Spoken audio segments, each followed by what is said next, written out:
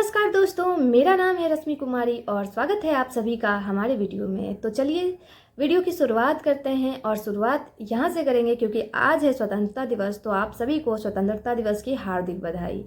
आज़ादी के 78 वर्ष पूरे हो गए। भारतवर्ष ने आज़ादी के 78 वर्ष पूरे कर लिए। कितनी खुशी की बात है ना कि हम आज आज़ाद भारत में सांस ले रहे हैं और घूम रहे हैं, फिर रहे हैं, अपने मन की हर एक चीज़ कर रहे हैं। आपको याद होगा कि किस तरह से आप बचपन में जाते थे और आज के दिन को सेलिब्रेट किया करते थे। बचपन ख़त्म हो गई तो हम लोग सोचते हैं कि अब आगे बढ़ो, क्या है।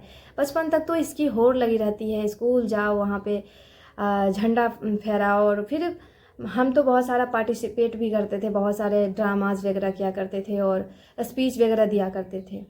लेकिन वो यादें तो खैर यादें बनकर रह गई। लेकिन आज हम आप लोगों से कुछ शेयर करने आए हैं, कुछ साझा करने आए हैं।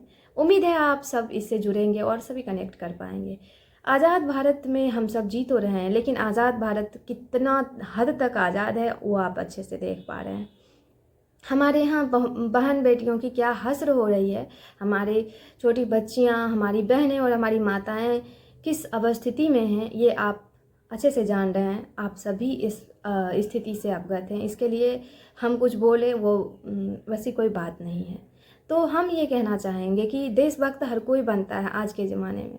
देशभक्त का क्या पैमाना होता है कि आप देशभक्ति सिर्फ बॉर्डर पे खड़े होकर कर सकते हैं या आप कुछ उस तरह का पोस्ट आपके पास है तभी करेंगे? नहीं, देशभक्ति का वो पैमाना हरगिज़ नहीं होता।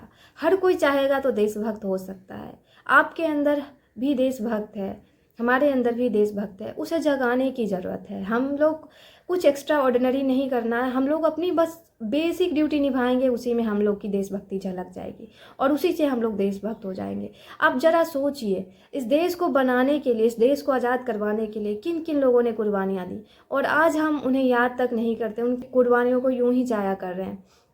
उनके बनाए हुए ये महल को इस तरह से भस्म करने पे तुले हुए हैं।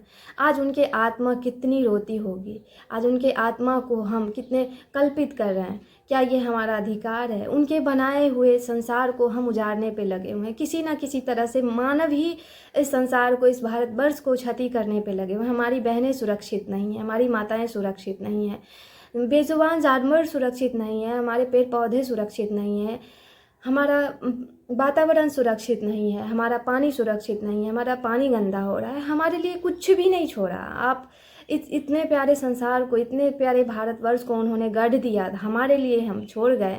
उनकी कुर्बानियों को हम ज़ाया करते जा रहे हैं। इस देश के भविष्य को गर्दिश में डालते जा रहे हैं। क्या हमारा कोई जिम्मेदारी नहीं है कि इस देश को हम और अच्छा बनाएं, उनके सपने को साकार करें जो हमारे हवाले देश कर गए, उस देश को सोने से और ज़्यादा चमकाएं और निखारें? क्या हमारी जिम्मेदारी नहीं है? क्या हम कुछ नहीं कर सकते हैं? जी हाँ, बिल्कुल कर सकते हैं। हम लोग मानव है और एक मानवता के नाते सिर्फ और सिर्फ मानव होने की ड्यूटी अगर हम निभा लें तो हम बहुत कुछ कर पाएंगे और हम अपने देश के लिए एक उत्तम व्यवस्था, एक उत्तम स्थिति उत्पन्न कर सकेंगे जहाँ पे हर एक मानव, हर एक जीव स्वच्छंद होकर स्वच्छ हवा में विचरण करेंगे और एक दूसरे से प्यार मोहब्बत से रहेंगे, जहाँ पे नफ़रत की कोई भी चीज़ें नहीं रहेगी। बस बेसिक चीज़ है कि जो डॉक्टर्स हैं, जो इंजीनियर्स हैं, जो टीचर्स हैं, बस वो बेसिक ड्यूटी करें। बस उनकी उनका जो काम है वो ईमानदारी से करें।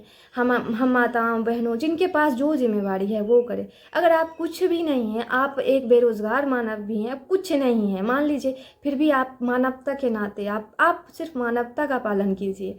मानवता क्या कहती है, इंसानियत क्या कहती है। अगर आप किसी को पीड़ा में देखें तो उसके पीड़ा में आप सहारा बने, बस यही सिखाती है। किसी पौधे को आपकी ज़रूरत हो, किसी जानवर जाति को, किसी मनुष्य को कहीं भी हमारी नीड हो तो वहाँ पर हम प्रेजेंट रहें, क्योंकि और किस लिए हमें भेजा गया? इस ब्रह्मांड के रचयिता कोई ना कोई तो होंगे, उन्होंने हमें इस पृथ्वी पे भेजा है और हम सबका एक ड्यूटी है कि इस सुंदर से जहान को और ज़्यादा सुंदर बनाएं। और हम जिनके कर्जदार हैं, हमारे जो वीर सपूत हैं, जिन्होंने हमारे लिए सुंदर सा देश बनाकर हमारे हवाले छोड़कर चले गए, हम उनके सपने को साकार करें और उन्हें बहुत सारी खुशियां दें। उनके आत्मा को आज कहीं ना कहीं मुस्कुराते देखें और गदगद कर दें, क्योंकि हम और आप सब मिलकर करेंगे तो ज़रूर पॉसिबल होगा और इस तरह की चीज़ें जो आए दिन घटती रहती है वो बिल्कुल भी नहीं होगी।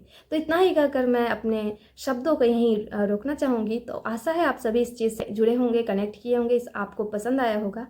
तो चलिए, जय हिंद।